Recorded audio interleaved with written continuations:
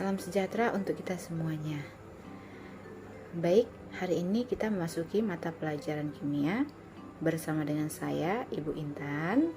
Kita akan membahas materi yang pertama untuk pertemuan yang pertama minggu ini. Di sini Ibu tetap mengingatkan kepada anak-anak untuk tetap mematuhi protokol kesehatan ketika sedang keluar rumah ya, yaitu memakai masker, mencuci tangan, dan menjaga jarak.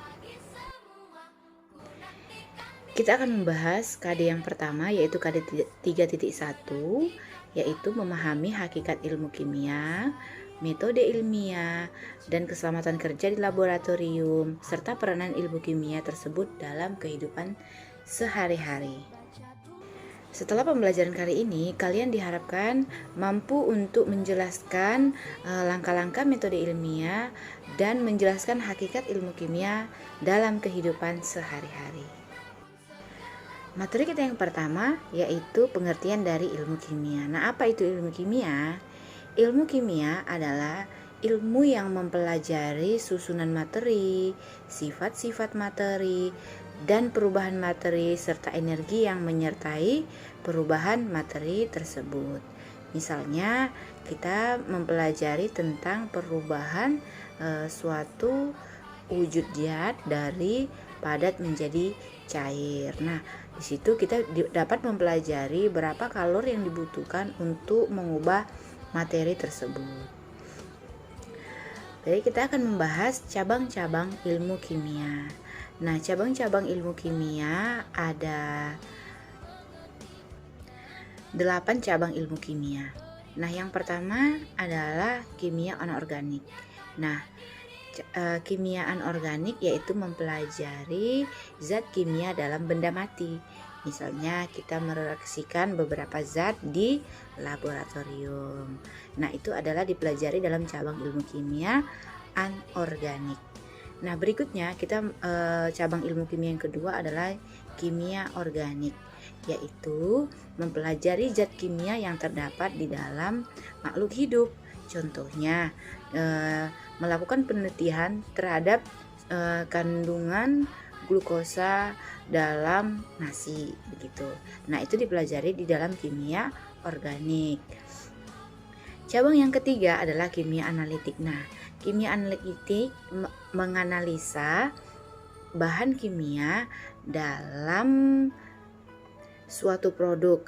Nah, misalnya ada suatu produk yang digunakan dan kita ingin menganalisa apa saja kandungan-kandungan bahan kimia dalam produk yang kita gunakan tersebut.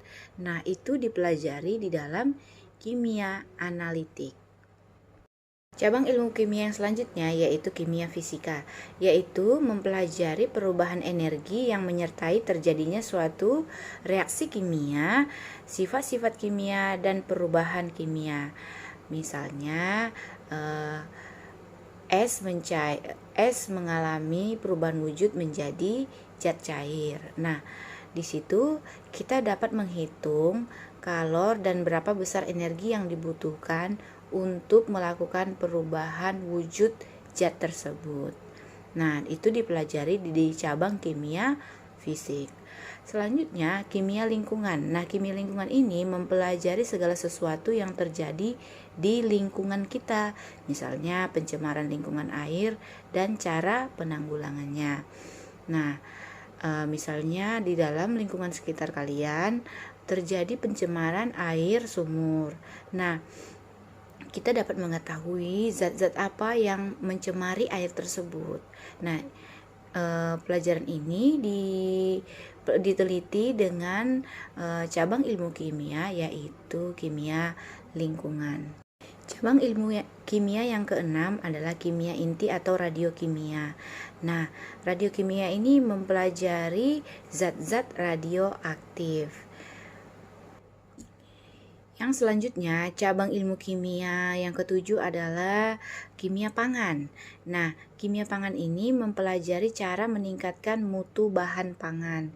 Misalnya, dalam makanan terkandung zat pewarna ya yang digunakan untuk memproduksi makanan.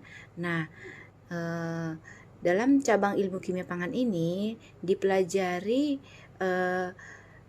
zat pewarna makanan yang terkandung supaya tidak berbahaya untuk makanan tersebut, supaya dapat dikonsumsi oleh manusia. Nah, ilmu kimia ini dipelajari dalam cabang ilmu kimia pangan. Cabang ilmu kimia yang terakhir adalah kimia farmasi. Nah, penelitian dan pengembangan obat-obatan dipelajari dalam cabang ilmu kimia farmasi.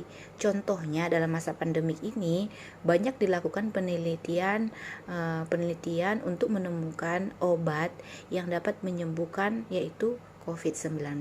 Nah, itu dipelajari dalam cabang ilmu kimia farmasi. Selanjutnya kita akan mempelajari peranan ilmu kimia. Nah, ilmu-ilmu kimia tersebut yang tadi kita sudah bahas digunakan dalam bidang apa-apa aja begitu. Nah, yang pertama yaitu bidang pertanian. Yang untuk bidang pertanian yaitu untuk pembuatan pupuk dan pestisida. Nah, di situ terdapat bahan-bahan kimia digunakan untuk pembuatan pupuk dan pestisida.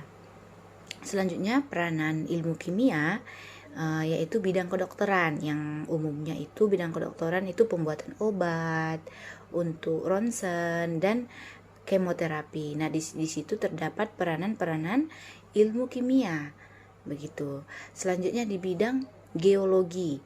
Nah, di bidang geologi ini peranan ilmu kimia yaitu untuk menentukan kandungan mineral dalam bahan dalam batuan atau juga penentuan umur fosil. Misalnya ditemukan sebuah fosil atau peninggalan-peninggalan sejarah. Nah, untuk mengetahui umur dari fosil tersebut yang dibutuhkan adalah ilmu kimia. Dapat diteliti begitu dengan menggunakan ilmu kimia. Selanjutnya peranan ilmu kimia dalam bidang kesehatan dan kecantikan yaitu untuk pembuatan sabun, shampoo, dan parfum.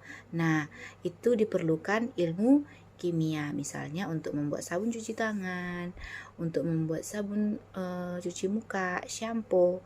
Nah, itu adalah terdapat kandungan-kandungan kimia yang berbeda.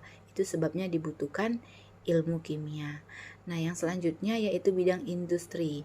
Bidang industri yaitu untuk pembuatan plastik, pembuatan ban mobil, pembuatan bahan pakaian di pabrik-pabrik. Nah, di situ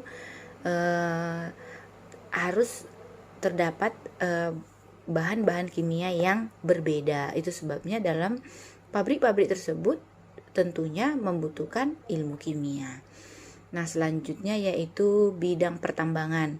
Nah, pengolahan minyak bumi menjadi bensin, solar, oli, minyak tanah, dan aspal. Nah, di bidang pertambangan, nah dibutuhkan ilmu kimia. Misalnya diambil minyak dari tanah.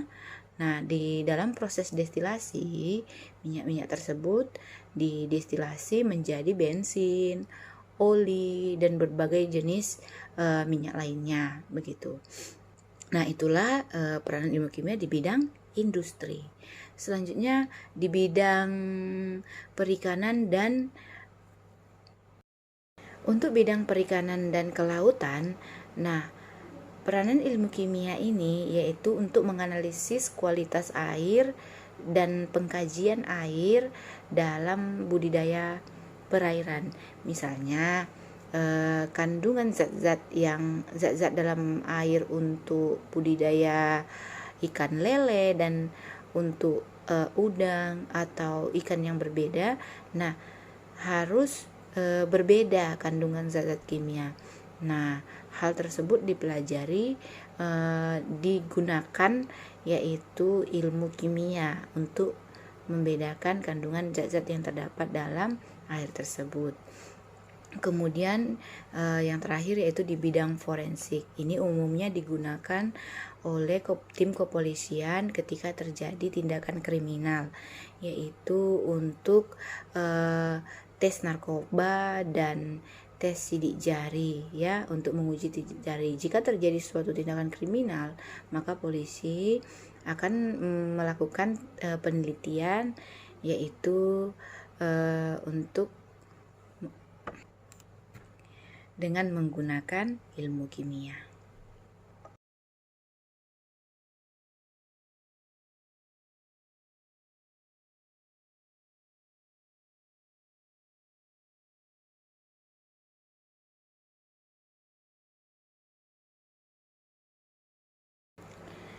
Selanjutnya kita akan membahas tentang metode ilmiah. Nah, metode ilmiah adalah proses berpikir untuk memecahkan masalah secara sistematis, empiris, dan terkontrol. Nah, langkah-langkah metode ilmiah adalah merumuskan masalah. Nah, merumuskan masalah, misalnya terjadi pencemaran air sumur di lingkungan sekitar kita, begitu. Nah, itu adalah masalah yang akan dipecahkan. Itu langkah yang pertama. Nah, yang kedua yaitu membuat hipotesis atau dugaan sementara dari masalah yang sebelumnya. Misalnya terjadi pencemaran air tersebut ternyata karena adanya limbah dari pabrik di dekat lingkungan sumur tersebut. Nah, itu adalah masih jawaban sementara yang masih perlu pembuktian. Nah, yang ketiga yaitu mengumpulkan data, yaitu karena tadi di hipotesis ada dugaan terjadi pencemaran air sumur karena ada pabrik di sekitar lingkungan tersebut. Nah, kita melakukan pengumpulan data dengan cara mendatangi pabrik tersebut dan mengumpulkan data-data yang dibutuhkan yang berhubungan dengan limbah dan pencemaran di air sumur kita. Nah, langkah yang berikutnya yaitu menguji hipotesis. Nah, menguji hipotesis yaitu membandingkan antara data yang kita sudah kumpulkan dengan tadi hipotesis yang sudah kita buat. Nah, dengan cara membandingkan data dengan hipotesis kita, nah, dilakukanlah langkah yang berikutnya yaitu merumuskan kesimpulan dari data-data yang kita ambil dan kita bandingkan dengan hipotesis, kita dapat menyimpulkan apa yang menjadi penyebab dari pencemaran air di lingkungan kita. Nah, jika penyebab dari pencemaran air tersebut adalah limbah dari pabrik di sekitar, apa solusi yang dapat dilakukan supaya untuk kedepannya tidak ada lagi pencemaran air.